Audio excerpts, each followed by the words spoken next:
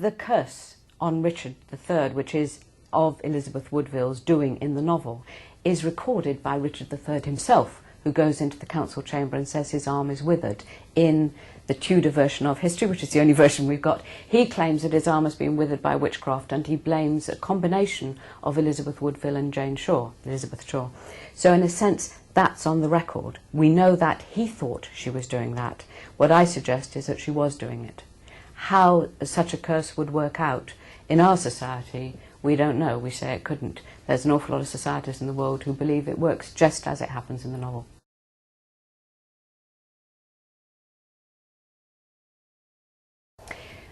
I think all of women in history, really prior to modern times, especially, I always go to the vote and the invention of reliable contraception. The lives of women is, in every period of history, is terribly, terribly dangerous. So really, you would expect those people to seek for a special protection from God. So, you know, birthing amulets, birthing girdles, all of this stuff reflects really people's terror of death, which for women is always going to come early and, you know, may very well come in your first childbirth when you're in your teens. So it's, you know, for women, you know, the medieval period, which is where we are, you know, in this novel, is a place of incredible danger.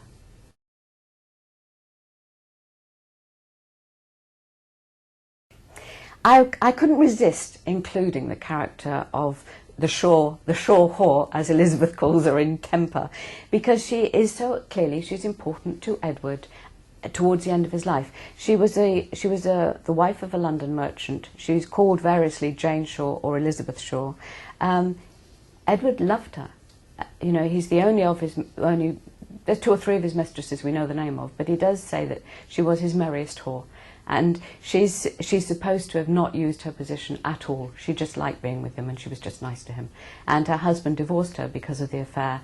And so at Edward's death, Richard III did order that she be publicly shamed by being paraded around London carrying a candle in her robe, in her gown, virtually naked. And it absolutely didn't work as a punishment because all the women were sorry for her and the men said they'd never seen anything so beautiful. So in terms of Richard III's rather pompous, moralistic view of her, it collapsed. And she lived long enough for Thomas More to meet her, and he recorded meeting her in his diary.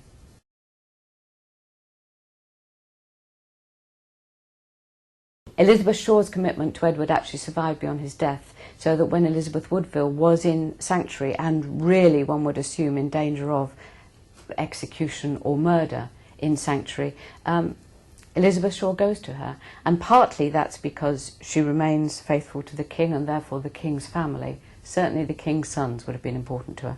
But she's also by then in the protection of Sir William Hastings, the king's great friend. And he uses her as a go-between to reassure Elizabeth that Richard III won't take the throne, that it will come out all right, and that the boy prince will be crowned. So she's a very important go-between in a conspiracy which you would have thought would have been successful.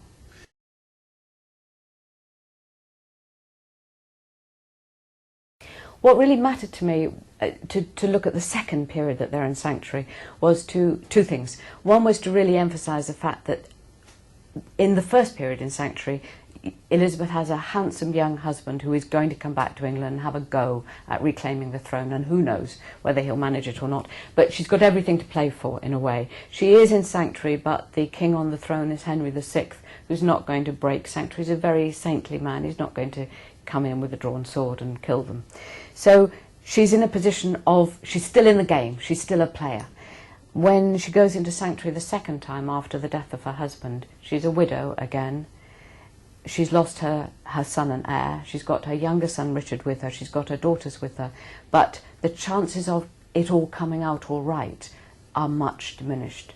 And as she is in there, the uncertain world of a country at war again starts to kind of unravel under her feet. She becomes less and less certain of whether she can trust Richard, whether she has to have a rebellion against him, where her allies are, who she can summon.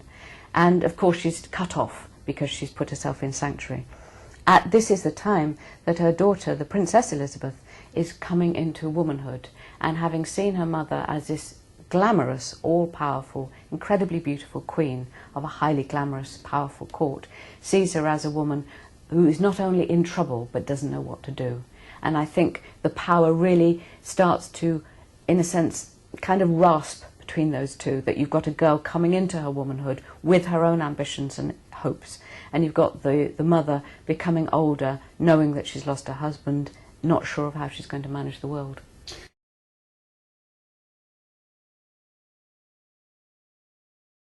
When people say sanctuary, you know, again, it's not a modern concept. It's absolutely, if you were a thief being pursued by the hue and cry, if you can dodge through the marketplace, run up the steps of the church, get to the altar, put your hands on the altar, you claim sanctuary, and nobody can arrest you in church. You're safe in church. That's great. Of course, it means you can't come out of church. And as Elizabeth Woodville says, that she had always thought that you then had to eat the bread of the mass and drink the wine, you couldn't get anything else. What she actually does is she lives in a crypt, in a few rooms under the main building of the church, and the people of London bring her food to the sanctuary door, and her servants come and go, but she herself cannot leave, and nobody can come in and arrest her. What's terrible about her husband's history as King of England is that at the end of the Battle of Tewkesbury, which is the last battle that he has to fight, the Lancastrian gentry lords run into Tewkesbury Abbey and claim sanctuary, and he and Richard and Hastings and probably Anthony Rivers, everyone who was there that day, drag them out, take them to the marketplace and execute them. They break sanctuary. Therefore, how can Elizabeth really be safe?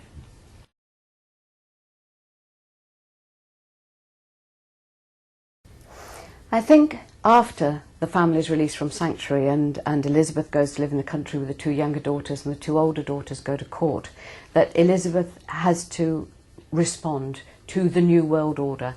Everything has changed. There is clearly a new king in England, Richard. Then, after a little while, he is childless, and after a little bit longer, he doesn't have his wife alive either. So you have a king on the throne of marriageable age who has to have a son and heir. And there you have Princess Elizabeth at his court, and everybody says they're in love. The scandal at the time is that they're in love. What we see then, I think, is Elizabeth Woodville being very medieval. You know, we wouldn't necessarily go there ourselves. What she says, very, very astute politician. She says, how am I going to get back into power myself? How am I most likely to get my family back into power? I argue in the novel, since she knows she has a prince in hiding, how am I going to get into a position that I might be able to get my prince back into power, or at any rate back into England? And by marrying Elizabeth to her uncle, who had been really up until this point regarded as their mortal enemy, she does start the process whereby the House of York becomes reunited. And if she had done it, I think we would have thought it was a very clever thing to do. If she had achieved that, then when Henry Tudor landed, there would have been a united country against him. I doubt he would have won at the Battle of Bosworth, and we would perhaps still be under a York monarchy. Who knows?